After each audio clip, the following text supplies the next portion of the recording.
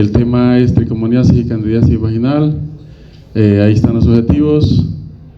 Y recordar para la clase que tal cual como lo vieron en su discusión de microbiota, existen igual en los genitales tanto masculinos como femeninos, aunque vamos a hacer énfasis en genitales femeninos y principalmente en la vagina, múltiples especies tanto aeróbicas como anaeróbicas que forman parte de esa microbiota normal, y hay tanto bacterias como facultativas y obligadas.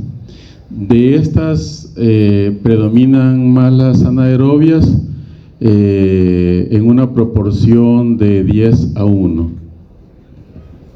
Entonces es un aspecto muy importante. Lo otro, y que no logro ver, pero es lo que tiene que estar ahí, es que estas bacterias, tanto aerobias como anaerobias, se mantienen en un equilibrio, y ese equilibrio pues genera una simbiosis que es beneficiosa para la microbiota, pero también para el huésped, manteniendo a raya microorganismos patógenos. Y además ese equilibrio también no permite que ninguna de esas bacterias de la microbiota normal en algún momento puedan prevalecer fuera de ese equilibrio y generar también patología. Sí.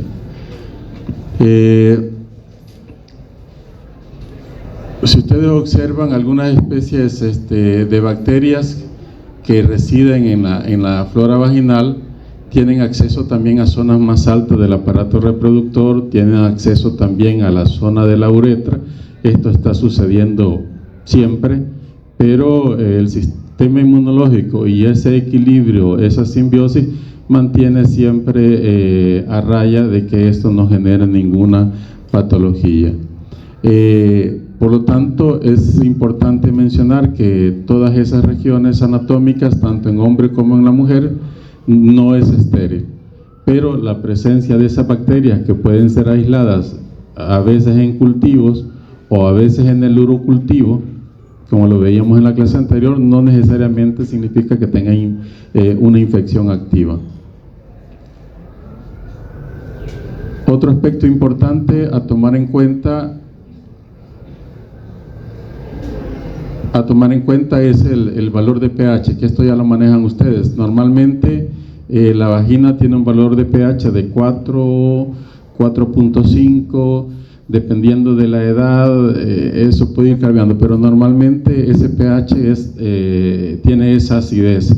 Entonces ese pH es debido al ácido láctico, a los ácidos grasos, otros ácidos orgánicos de especies aeróbicas, por ejemplo lactobacilos, ¿sí?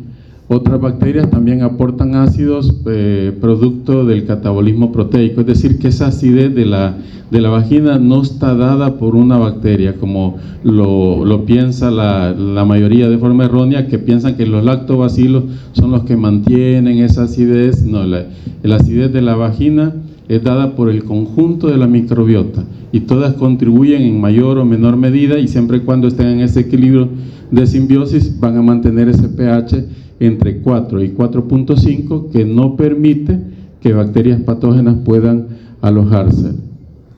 Igual las bacterias anaerobias también aportan a ese pH a través de la fermentación de aminoácidos, ¿sí?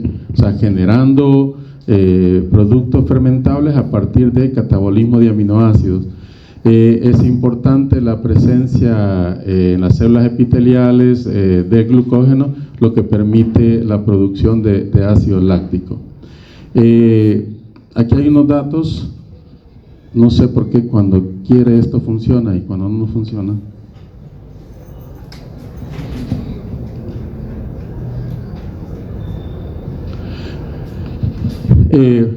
Pero bueno, el glucógeno dentro de las células epiteliales disminuye después de la menopausia y es bajo durante la niñez, ¿sí? Y si ustedes están viendo ahí que el glucógeno es parte fundamental, aunque no por completo, pero es parte importante para la generación de ácido láctico por múltiples bacterias, la disminución del glucógeno en la menopausia y en la niñez va a predisponer de que ese pH deje de estar con esa cierta acidez y pueda volverse un poco menos ácido o más alcalino.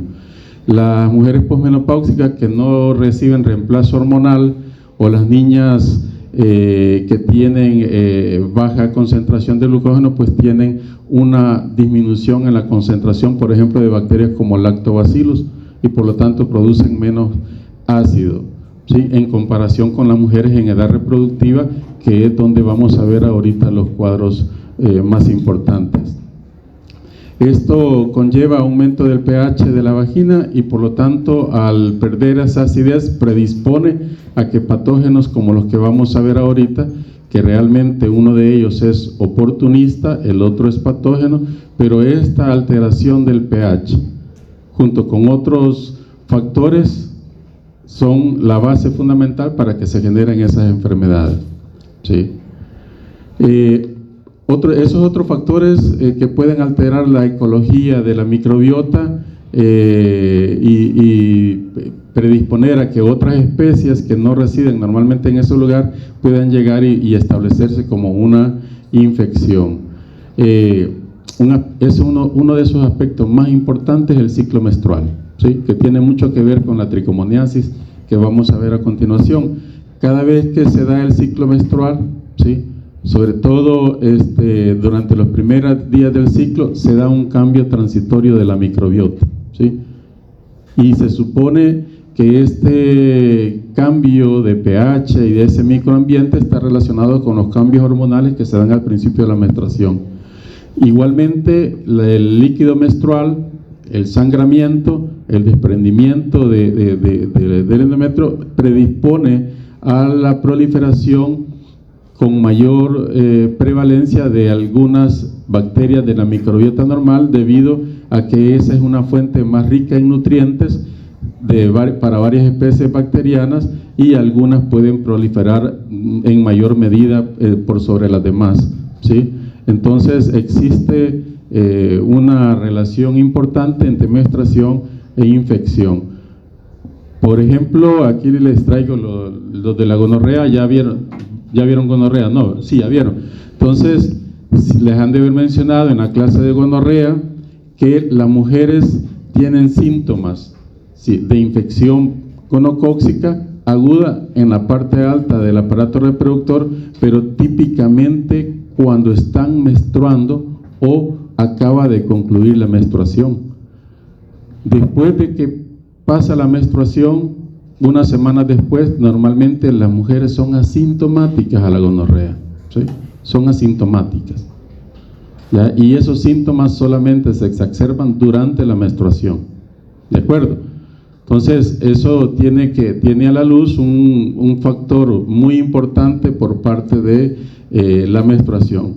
Entonces, debido a todos esos cambios, es que se generan distintas patologías a nivel genitourinario, de manera particular en la mujer, y son causa frecuente de consulta. Por ejemplo, la vaginosis bacteriana, producida fundamentalmente por Gardnerella vaginalis, pero no solo por ella, porque el desequilibrio de la microbiota por otras especies también pueden provocar un cuadro similar.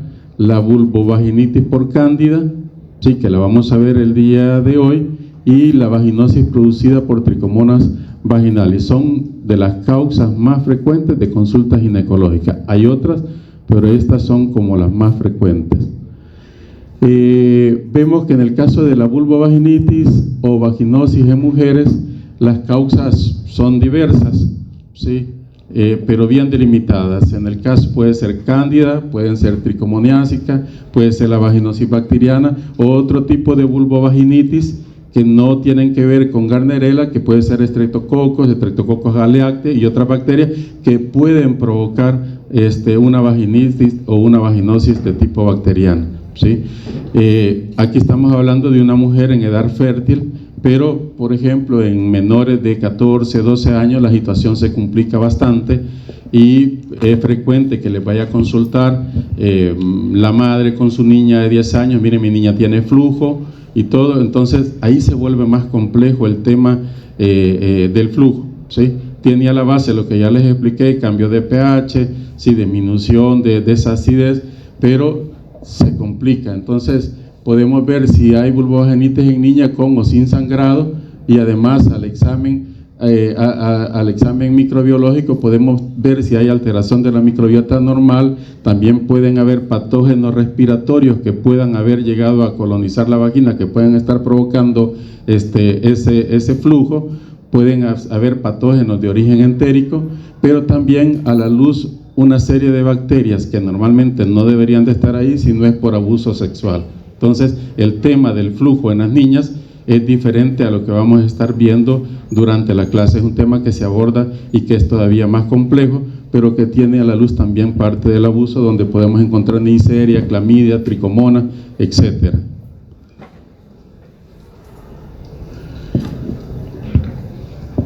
La tricomoniasis vaginal es una enfermedad de transmisión sexual en toda regla, ¿sí?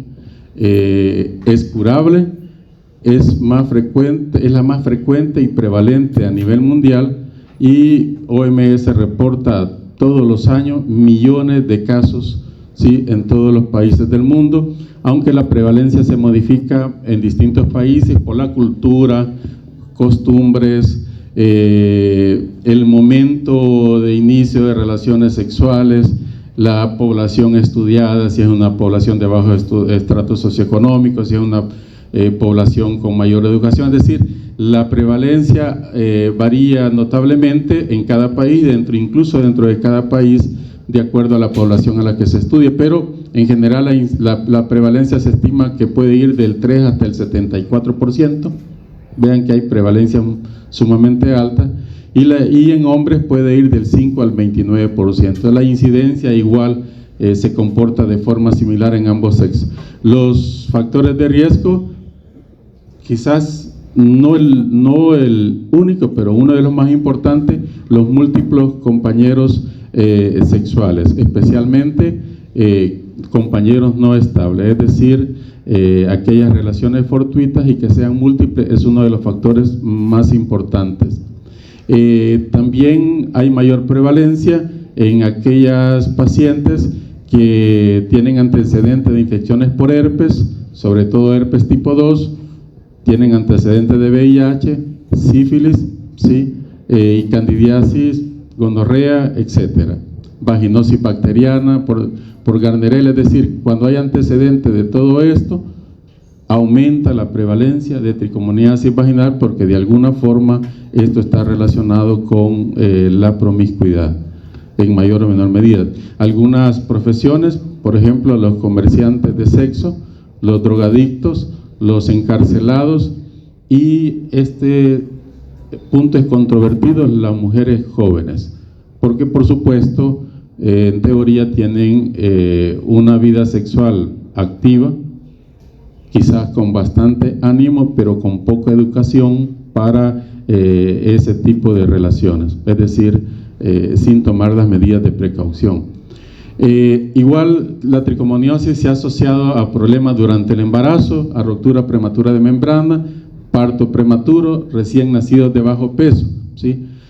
El 5% de los recién nacidos se contaminan de madres infectadas. Entonces vean que también llega a afectar hasta el recién nacido la tricomoniasis vaginal. También se ha asociado con un proceso inflamatorio pélvico, una EPI, con infertilidad.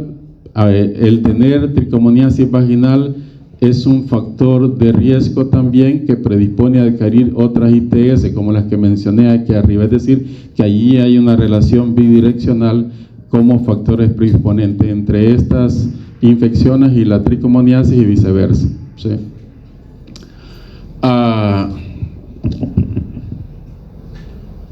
De tricomonas vaginales, lo que vieron el ciclo pasado, vamos bien con el tiempo.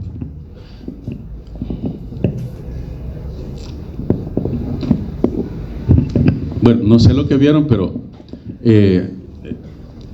para asegurarme de que recuerden, tenemos 4 tipos de tricomonas que pueden afectar al humano, que es tricomonas hominis, tenax, tricomonas vaginales y pentatricomonas hominis. En el caso de la tricomonas hominis se encuentran en los intestinos. La tricomonas tenax la vamos a encontrar en la boca. La pentatricomonas hominis le podemos encontrar en intestino y la tricomonas vaginales, como su nombre lo dice, lo vamos a encontrar en vagina. Pero ya vimos desde el principio que afecta tanto a hombres como a mujeres. Si es un protozoario estrictamente patógeno, flagelado, afecta el área urogenital y exclusivamente solo al humano. No es algo nuevo, fue descrito el siglo antepasado, ¿sí? O sea, no es algo que sea reciente. Y algo muy importante es que el trofozoito se alimenta de fagocitosis y pinocitosis, se aumenta de bacterias de la flora, es decir, altera la microbiota de la vagina. En el caso de la tricomoniasis vaginal, se alimenta de células descamadas, se alimenta de leucocitos e infecta y con esos nutrientes o ese ambiente rico en nutrientes, pues es el sitio ideal donde se reproduce. Esa multiplicación es por fisión, por división binaria longitudinal. El tamaño es de 8 a 20 micras, es decir, más o menos del tamaño. ¿Cuánto mide un leucocito, Josué? ¿No se acuerda? ¿Un leucocito cuánto mide? Más o menos, ¿verdad? Entonces, más o menos el tamaño anda por ahí del tamaño de un leucocito, más o menos, por ahí. Entonces, tiene forma irregular y tiene una especie de alargamiento en la parte basal, tomando una forma como tipo piriforme. Se me había olvidado que les traía eso. Ahí está la tricomona, miren. Ahí la pueden estar viendo. Entonces vean ustedes acá, tenemos una tricomona que tiene esa forma piriforme, la pueden ver aquí en el al fresco, examen al fresco, que tiene esa forma piriforme, las tricomonas vaginales, y ese es el movimiento característico. Ese movimiento es debido a 4 flagelos anteriores, más un quinto que se va en la parte dorsal, ¿sí? Que a veces se pierde y que termina como formando parte de una membrana ondulante. Otro aspecto muy importante del parásito es que posee aparato de Golgi, pero no posee mitocondrias, sino que como sustitución de esas mitocondrias posee cuerpos paracostales y paraxilares que poseen hidrogenosomas, que son los que permiten la generación de energía a partir de los sustratos. Otro aspecto muy importante es que el citoplasma es cianófilo, es decir, como azuloso, y espumoso de color verdoso, y el núcleo puede colorearse como color rojo con la tinción de Papa Nicolau. Esta es una tinción de Papa Nicolau y pueden ver que el citoplasma está cianófilo como azuloso,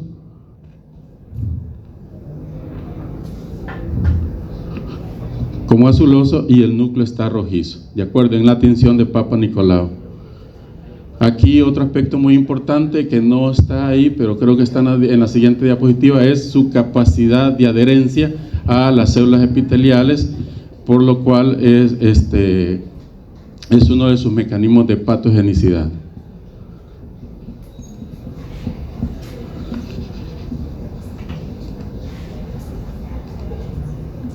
Y ya no se quiere pasar la diapo.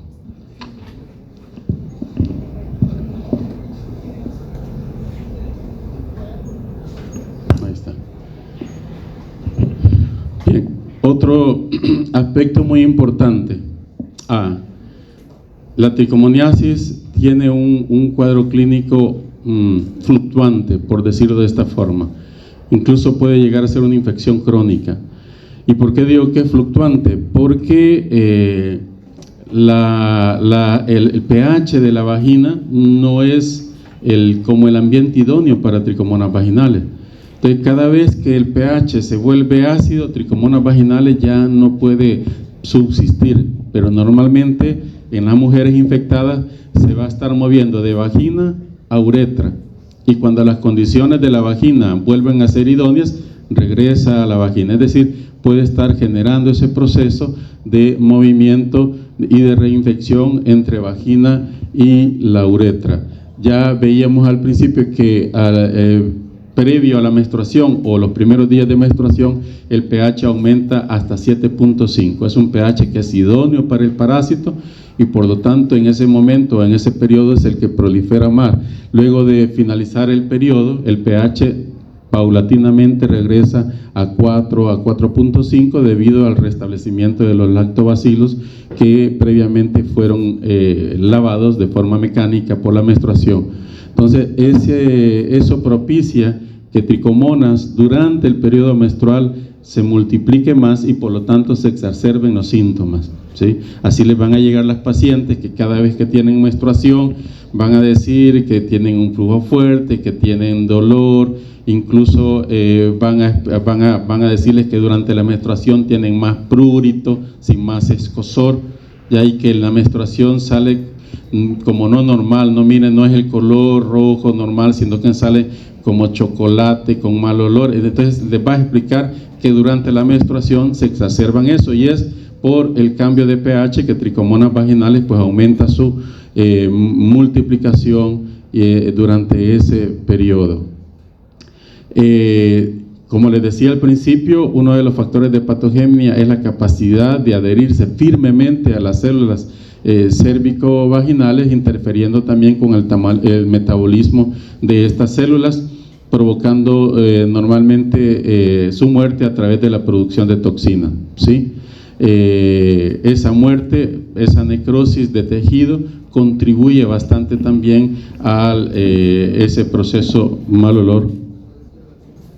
Las células epiteliales de la vagina, de todos modos ahí está, miren, ahí están las células cérvico-vaginales, son las células epiteliales de la vagina. Igualmente, el daño no solo es por esas toxinas o daño enzimático, sino que a través de estas mismas enzimas que posee el parásito hay daño también al genoma de las células epiteliales y eventualmente estas van a ser destruidas directamente por el parásito o van a ser marcadas para apoptosis. En cualquiera de los dos casos termina habiendo muerte de todo ese tejido y eso contribuye a parte del cuadro clínico. La recurrencia de la infección por disminución de la respuesta inmune también es un factor bastante importante. Hay tricomonas que tienen mayor o menor virulencia y eso está relacionado respecto de que hay tricomonas que producen en mayor o menor medida esos factores como la citeína proteasa, que es una proteína que digiere la fibronectina, la colagenasa, es decir, todo aquello que mantiene la integridad del epitelio va a ser disgregado. También esa citeína proteasa ayuda a destruir los eritrocitos y por lo tanto la utilización de la hemoglobina. ¿Y por qué lo hace el parásito? Porque una de sus fuentes muy importantes de nutrición es el hierro, ¿ya? Y por eso hace uso de esos mecanismos. También tiene proteínas de superficie y lipofosfoglucano que es de superficie mayor, que también les ayuda a su multiplicación y a mantener ese ambiente idóneo. Este último, el lipofosfoglucano, es responsable de la sobreregulación selectiva de los mediadores inflamatorios. Van a ver ustedes que en el examen al fresco van a encontrar tricomonas y todo, pero bastante disminuido los leucocitos, es decir, hay una regulación que el parásito hace a través del lipofosfoglicano, disminuyendo la respuesta inmune local y disminuyendo ese proceso inflamatorio, pues mantiene un ambiente más idóneo para su proliferación. Es decir, si ustedes se fijan, no solo es el simple hecho de que el parásito llega y se multiplica, sino que realmente llega, se multiplica y establece un cambio en tejido por varios mecanismos, ¿sí? Desde mecanismos directamente físicos hasta mecanismos de tipo enzimáticos y de toxina. ¿De acuerdo? Ya esto ya lo mencionamos, crece con el hierro, la glucosa, el glucógeno vaginal es muy importante, pero la localización puede ser la vagina. Ya vimos que el parásito puede fluctuar durante la menstruación en la vagina, pero después de la menstruación puede prevalecer en uretra y cuando regresa la menstruación puede prevalecer en vagina, aumentando los síntomas.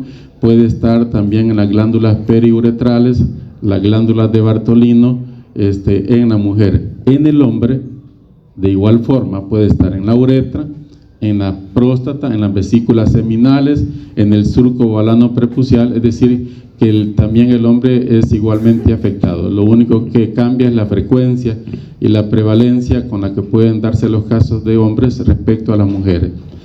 El factor más importante, como le dije al principio, es la promiscuidad sexual, ¿sí? Y les puse esto solo como, ok, solo una vez. Sí, solo una vez, dice. Sí. Con solo una vez basta en el caso de la tricomoniasis vaginal. Vean ustedes que la probabilidad de infectarse tras una sola relación sexual con una persona infectada, sea que la mujer esté infectada o que el hombre esté infectado, en la mujer la posibilidad de infectarse es del 87% con una sola relación, ¿ya? Es decir, no necesita más. Y el hombre, la posibilidad de infectarse a partir de una mujer que está infectada es del 70%, es decir, que con una sola relación es suficiente para infectarse. Y eso tiene a la luz que cualquier tricomonas, chicos, escucho que están hablando, sí, y eso tiene a la luz que aún en infectados con poca cantidad de parásitos, la capacidad de unirse fuertemente al epitelio, tal cual como está en la fotografía, predispone que esas tricomonas en esa relación queden en ese tejido y comiencen a multiplicarse, sobre todo si el ambiente en ese momento es idóneo. De igual forma, recordarles, si ya recibieron la clase de vaginosis bacteriana, que la misma relación sexual provoca un cambio, una alteración transitoria de la microbiota de la vagina. El mismo semen provoca un cambio también del pH de la vagina y predispone a que proliferen otros microorganismos, y este proceso de esa relación ayuda a tricomonas vaginales para establecer la primoinfección. ¿De acuerdo? Ahora, ¿cómo hacemos el diagnóstico? Es importante recordar que siempre va a haber un flujo normal, ¿sí? La mujer que no tiene un flujo normal, que no tiene una mucosa hidratada, tiene un problema de salud, ¿sí? Porque la mucosa vaginal siempre tiene que estar lubricada, hidratada, y siempre debe de haber un moco que es normal. Entonces ese moco puede ser hialino, lechoso, como este que tiene la señora en la mano. Vean, aquí está este moco, que es el que tapiza la vagina, el cervix, que puede tener un aspecto entre hialino y cremoso, pero no como el de las patologías que estamos viendo en este momento. A veces, en las personas que toman pocos líquidos, este flujo vaginal se vuelve más espeso, y bueno, las señoritas cuando agarran ese flujo vaginal y lo tocan con los dedos, se hace como pelotoso. Eso no significa que tenga ninguna patología, y puede formarse como esta pelotita del flujo vaginal, y eso es completamente normal.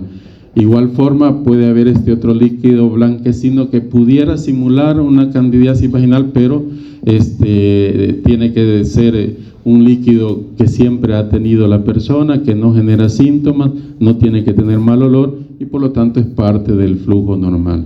Y por último, el líquido en los días de fertilidad, que las señoritas pues ya conocen muy bien, ¿verdad? Estos son los días en los que no deben de tener relación, porque seguro que van a tener hijos. Bien. ¿Quieren que regrese la foto?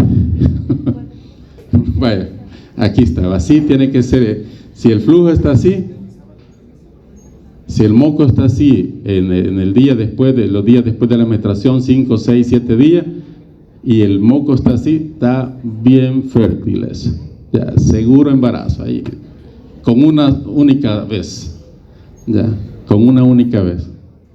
Bien. Entonces, el periodo de incubación aquí no es tan puntual, pero puede andar de 5 días, de 6 días hasta 4 semanas, ¿verdad? Para fines prácticos, de 1 a 4 semanas el periodo de incubación después de esa relación donde el parásito se quedó alojado.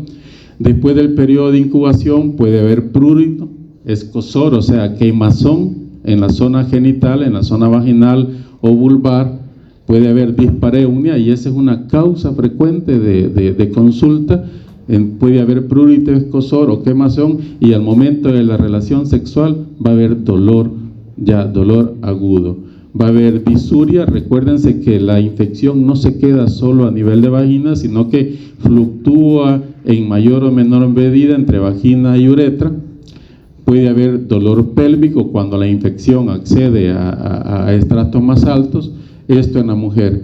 El flujo puede ser amarillo verdoso, pero no siempre. Es decir, si no es amarillo verdoso, no es tricomoniasia. Eso no es así. Puede ser amarillo verdoso, pero puede ser un flujo blanco amarillento que tiene como característica muy importante burbujas. Cuando usted mete el espéculo, y a veces no es necesario ni meter el espéculo, cuando usted pone en la posición de examen ginecológico a su paciente y el flujo es abundante, va a ver que el flujo verdoso amarillento o blanco amarillento sale con espuma, ¿sí? Sale espumoso. Si no es así, al momento de poner el espéculo, usted puede observar este flujo blanco amarillento y espumoso.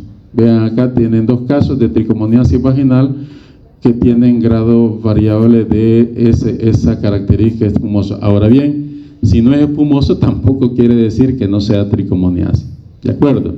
Pero el cuadro clínico es bastante característico. Otro aspecto muy importante que ayuda al diagnóstico es que la señora o la señorita le dice durante el periodo menstrual huele muy mal, más de lo normal la menstruación.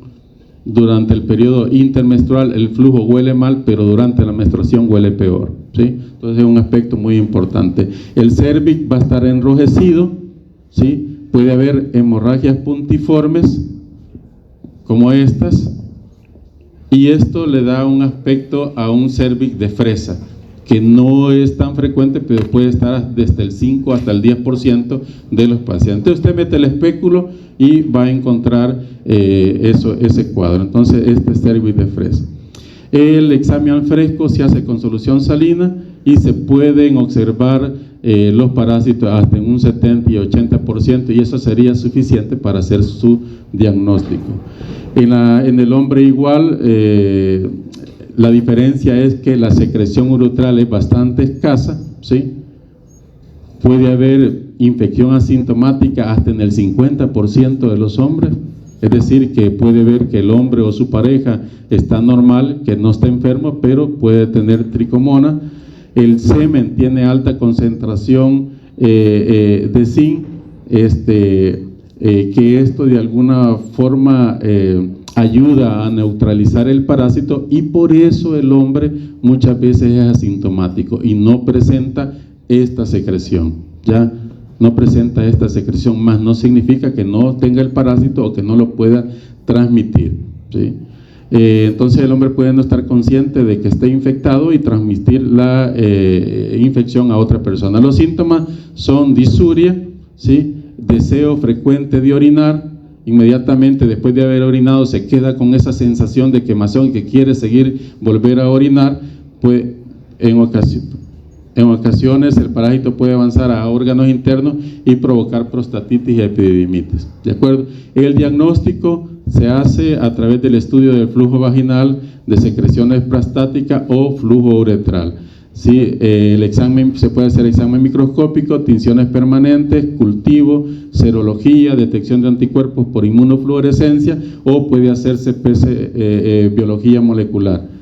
Hay varias técnicas diagnósticas de pruebas moleculares. En otros países hoy el gold estándar para el diagnóstico son las pruebas moleculares de ese flujo. Hay desde pruebas de kit cerrados, pruebas de PCR en tiempo real, por ejemplo con el GeneXpert. Aquí pueden observar el GeneXpert, esto lo pueden tener ustedes en su clínica.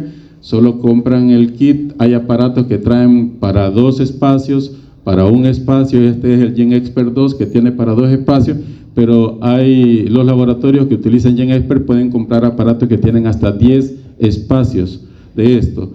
En la clínica es conveniente tener uno que tenga un espacio o dos y viene el kit solo para tomar la muestra, colocar en el tubo 1, se mezcla, se coloca en el tubo 2, se vuelve a mezclar y luego la mezcla se coloca en este cassette, ¿sí? Y el cassette se mete al GenExpert y en unos 40 minutos ya está su resultado, ¿sí? Y tiene casi 100% de especificidad para diagnosticar tricomonas vaginales, así como muchos otros patógenos. Entonces, este aparato ha venido a revolucionar la atención de los pacientes porque usted ya lo puede tener en su clínica, ¿sí? Y eso ayuda a tener un diagnóstico pronto. También puede hacerse PCR convencional o puede hacerse PCR LAM, es amplificación isotérmica. Esta tecnología LAM ya no requiere de aparatos, ¿sí?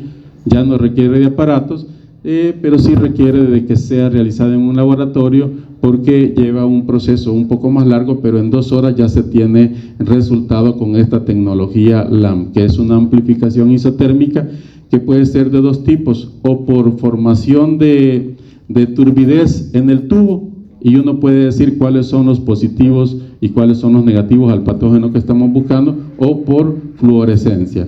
En el caso del laboratorio que tenemos aquí en el departamento, tenemos la tecnología LAM y la tenemos por turbidez. Ya lo hacemos para virus respiratorio, de manera particular para COVID usamos tecnología LAM también.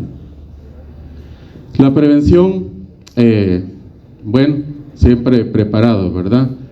Siempre preparado. Si el hombre no quiere, pues la mujer debe de andar su propio preservativo vaginal. Es decir, no debe de haber negociación respecto al uso de los preservativos. La promiscuidad sexual, sobre todo esas relaciones sexuales complejas que pueden darse hoy en día, yo le llamo compleja, no le quise poner otro nombre, compleja y pleomórfica le he puesto aquí. Miren, esas relaciones sexuales, contentos se ponen algunos varones ahí, ¿ves? Pero también las señoritas, no hay problema, para todos. Entonces, esa vida sexual y compleja y pleomórfica, y la emoción hace que se olviden las normas mínimas de prevención, predispone, ¿sí? Entonces, la prevención va directo, fidelidad, y si no, pues el uso de métodos de barrera. Vamos con candidiasis vulvovaginal. ¿Sí? Vamos bien, no se preocupen por el tiempo, esta dura solo 10 minutos. Ya la doctora la veo afligida que le voy a quitar tiempo. No me gusta dar las clases a la carrera porque un montón de información pues se queda ahí que puede ser importante, pero hay que cumplir con el tiempo. Bien, la candidiasis vaginal o vulvovaginitis fúngica, ¿sí? Se da sobre todo en mujeres en edad reproductiva, sexualmente activas o no, es decir, no tienen nada que ver con la actividad sexual, y si lo tienes muy poco, es una causa común de consulta médica, ¿de acuerdo? No es en regla una infección de transmisión sexual, ¿sí? No es una infección de transmisión sexual. Sin embargo, si alguien tiene, ¿por qué no es una infección de transmisión sexual? Porque todos o casi todos podríamos tener como parte de nuestra microbiota a cándida, ¿sí? A cándida.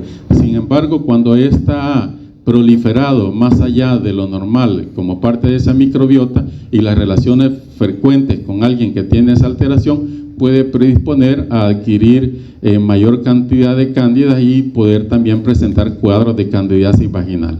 Y entonces uno puede decir, es que me la pasó, ¿sí? Entonces poder decir que es una ITS. Entonces puede darse ese caso, ya que pueda predisponer eso a una infección en la pareja, pero no necesariamente es una ITS en toda regla, no como tricomonas vaginales, es una ITS tal cual, ¿de acuerdo? Entonces puede darse que se dé esa transmisión ya debido a la relación sexual, pero no es una ITS en toda regla, pero puede darse. Es difícil diferenciar de otras etiologías, incluso del flujo normal.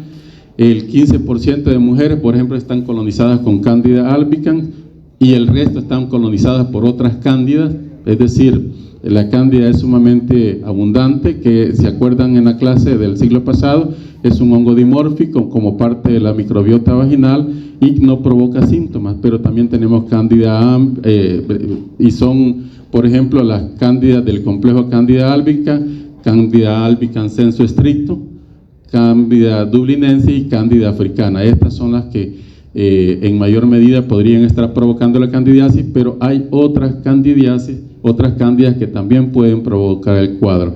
Esta Cándida albicans, de acuerdo a una proteína, se describen 4 patrones de H1 a H4.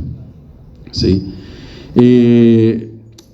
Esta proteína es importante desde el punto de vista fisiopatogénico, ya que es la que le permite a Cándida albicans una unión firme y bastante estrecha con las células epiteliales de la mucosa, la proteína HPW1. Y esa misma proteína o el gen de esa proteína para hacer pruebas de biología molecular, incluso agrupar o genotipificar a la cándida en estos 4 grupos de H1 a H4.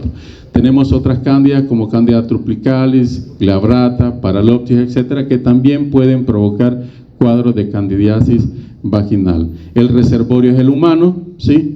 Puede estar en la microbiota de la piel, cavidad oral, tracto gastrointestinal, tracto genitourinario, en las heces, ¿sí? En las deyecciones. También puede estar presente en animales, ya en alimentos, en el celo, objetos contaminados, es decir, de cualquier lugar podemos en mayor o medida poder obtener la cándida. Y ya les mencioné al principio que es un hongo dimórfico, ¿sí? Y que de acuerdo a distintos estímulos va a presentar la forma de levadura que pueden observar acá arriba en esta región que estoy señalando, o puede presentar también formas características como clamidoconidias que pueden observar acá. Puede formar hifas o pseudohifas, pero hay algo bien importante y que lo voy a asegurar solo para Cándida albicans, y es que cuando está causando patología, necesariamente vamos a encontrar tanto la levadura como la forma de clamidoconidias, pseudohifas e hifas, ¿sí? Lo vamos a encontrar de esa forma, ya, generando esas estructuras características. Pero esto no es aplicable a todas las especies de cándida. Hay cándidas que van a provocar candidiasis, tanto local, a nivel genitourinario o sistémico, que no generan la forma de hifas y pseudohifas, y por lo tanto esto no es aplicable a todos. Pero en el caso de Cándida albicans, en la candidiasis vaginal o en otro lugar, candidiasis pulmonar, por ejemplo, va a generar esto. De hecho, este es un aspirado que se hizo de líquido broncoalveolar en una candidiasis pulmonar. Pero el mismo o la misma fotografía vamos a observar si tomamos una muestra vaginal y sobre todo si la tratamos con KOH, con el cual vamos a destruir otras bacterias y las células epiteliales, y prácticamente solo nos va a quedar el hongo y vamos a poder observar de esta forma. Cuando usamos KOH, pues ya no usamos solución salina, sino que usamos KOH y ya con ese es el medio acuoso para hacer el directo al fresco, sin más, no me equivoco. La producción de estrógenos aumenta los nutrientes, igual que en la patología anterior en las mujeres, y esto se da sobre todo previo a la menstruación y durante la menstruación, y por lo tanto Cándida albicans va a prevalecer más durante ese periodo y también se van a exacerbar mucho más los síntomas, ¿sí? Los factores predisponentes, pues uso frecuente de antibióticos, el embarazo por la inmunosupresión fisiológica que se sucede, la obesidad es otro factor predisponente, los pacientes con diabetes siempre deben de estar pendientes ustedes de la presencia de cándida vaginal, balanitis, balanopostitis, oral, etcétera. En estos pacientes con diabetes siempre puede estar presente una infección por cándida, y medicamentos que suprimen el sistema inmunológico. Los pacientes con cáncer, los pacientes con enfermedades autoinmunes que están recibiendo esteroides están predispuestos a sufrir de infección por cándida. Recuerden que es parte de la microbiota normal. Entonces, Los cuadros que puede provocar, ya se los mencioné, va desde la vulvovaginitis, balanitis, balanopostitis, ya no es infección de transmisión sexual, pero se puede dar esa transmisión, ¿sí?, debido a una relación.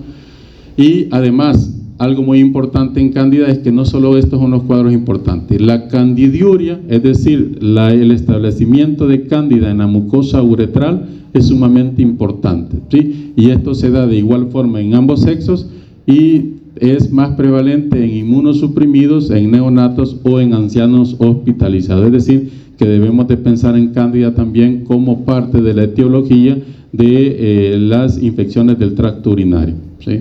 También puede haber cuadros en boca y garganta debido a las costumbres sexuales, ¿sí?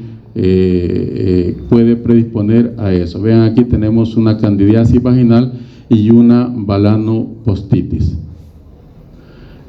¿Cuáles cándidas son las que causan la candidiasis vaginal? Bueno, a la cabeza. En nuestro país no hay estudios, pero hay grandes estudios que han tomado en cuenta grandes poblaciones. Por ejemplo, vean acá, aquí hay más de 90,000 personas, 90,000 muestras de flujo vaginal, por ejemplo, en Estados Unidos, y la principalmente aislada fue Candida albicans. Vean que en menor frecuencia va Candida glabrata, tropicalis, paralopsis. Por ejemplo, en países como Australia, por ejemplo, aquí tenemos 1087 muestras de flujo vaginal, 89% fue para Candida albicans, el menor porcentaje fue para las demás.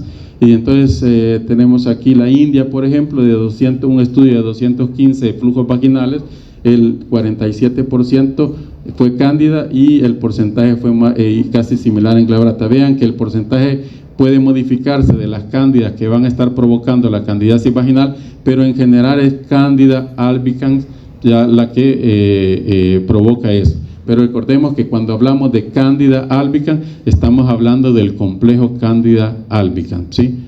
Estamos hablando de Candida albicans sensu estricto, dublinensis y africano, ¿de acuerdo? ¿Sí? Pero también todas estas Candida albicans pueden provocar vaginosis, vaginitis candidiásica. Y respecto a la candidiuria, tenemos que Candida albicans provoca el 50 al 70% de los casos, seguido de Candida glabrata y tropicales, que es la tercera especie más común de este cuadro.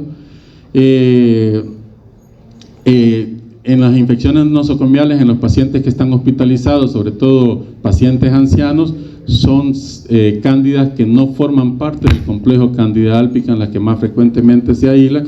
En neonatos, la candidiuria frecuente en neonatos es causada por Candida paralopsis, ¿sí? Y que se ha vuelto como la especie más importante relacionada con este cuadro. Y es importante tomar en cuenta que estas cándidas no van a crecer con el cultivo rutinario, por ejemplo, que mandamos para el urocultivo, hablando de candidiuria, ¿sí? Cuando se ha establecido en el epitelio uretral, no va a crecer en los medios que, por ejemplo, estuvieron utilizando ustedes el día de ayer, sino que tiene que crecer en medios adecuados para el crecimiento de hongos. Otro aspecto muy importante y que lo deben de tomar en cuenta ustedes es que hoy, cada día, con mayor frecuencia, se está aislando Saccharomyces cerevisiae como causante o agente etiológico de candidiasis vaginal. Este es un cuadro de candidiasis vaginal por Saccharomyces y aquí pueden ver la tinción donde pueden observar las levaduras y vean la tinción del flujo vaginal, la cantidad de levaduras de Saccharomyces que estaba provocando ese flujo. Entonces le llamamos candidiasis, pero no es una cándida, pero frecuentemente van a estarse aislando, cada vez se encuentran más casos de este tipo de infección, y vean que el cuadro clínico es similar al de Candida albicans. Bien, ese flujo cremoso, ¿sí?, blanquecino, es similar, y puede haber igual lesiones como en la candidiasis.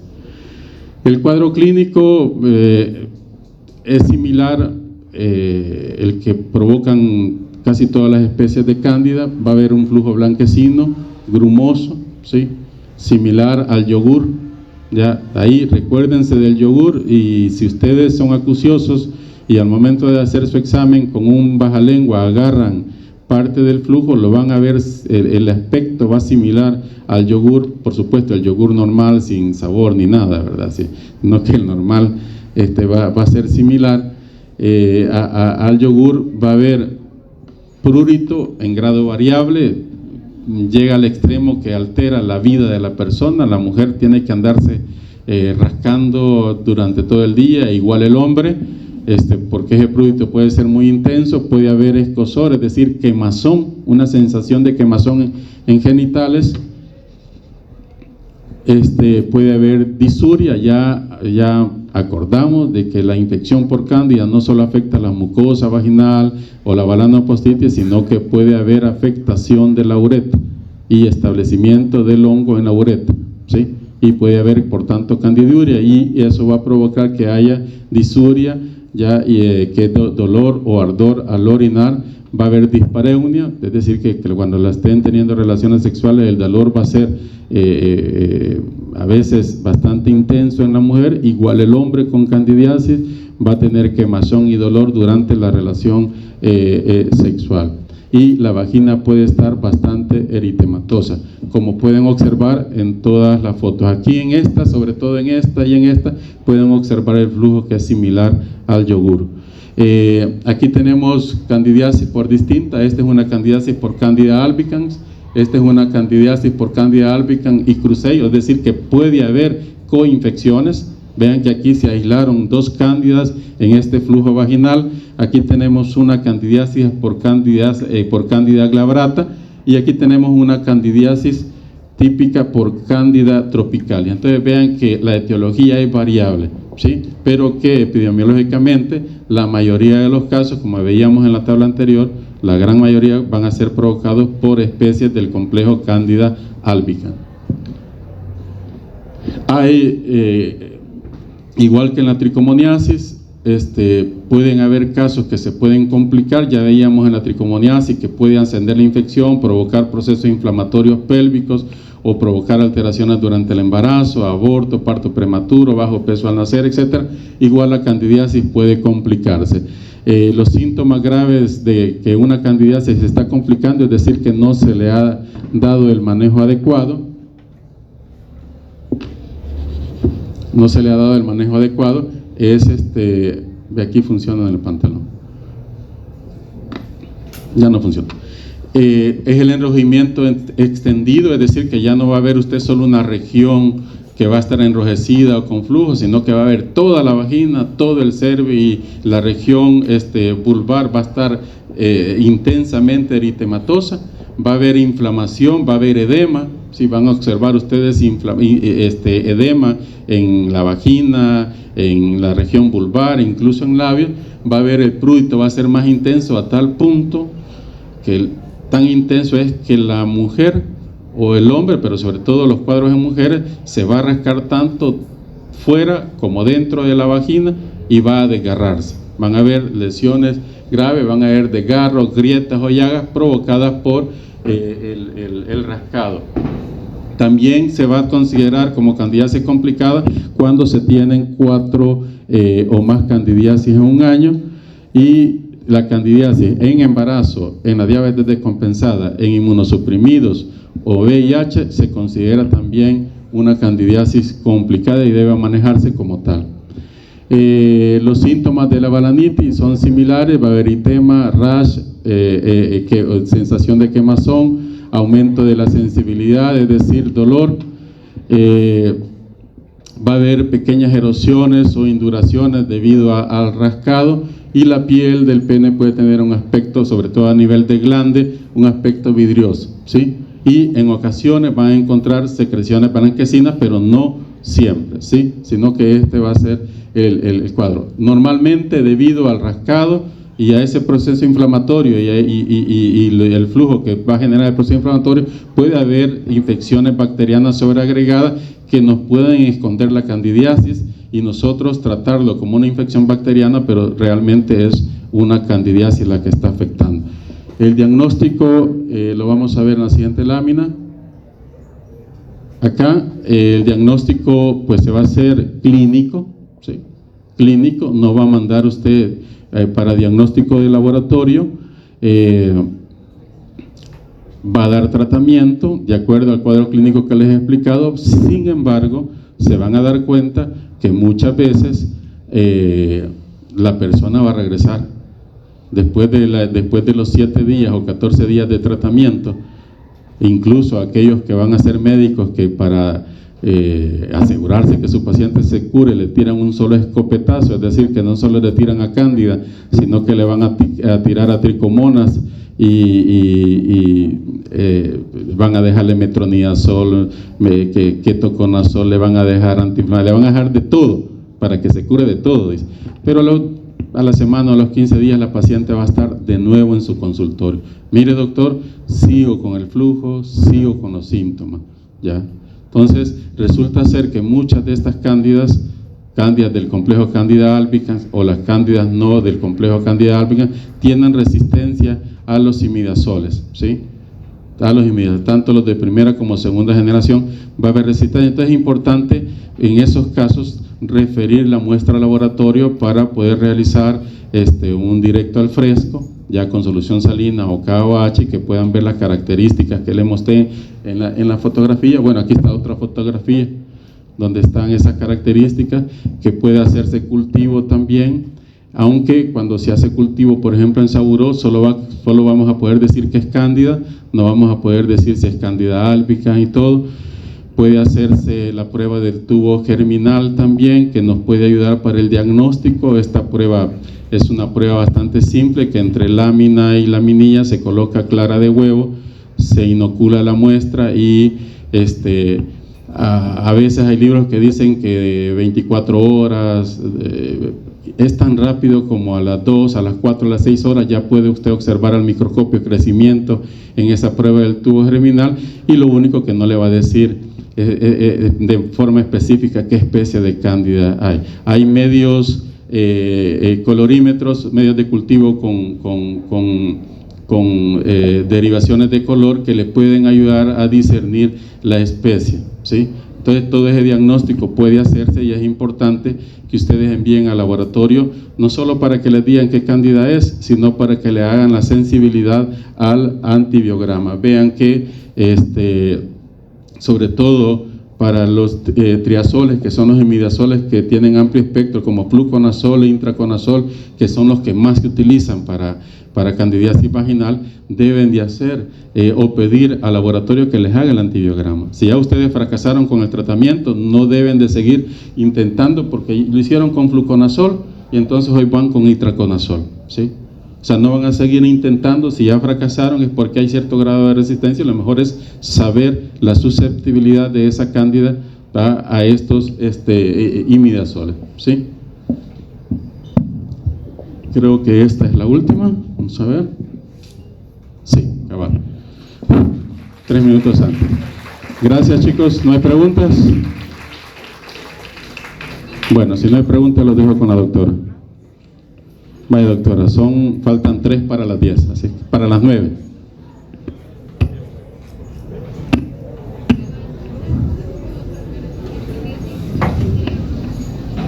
No, es el agar glucosado de Saburó el que se ocupa para crecimiento de hongo. Hay otros medios, agar micocel y otros, pero ese es el que les trae.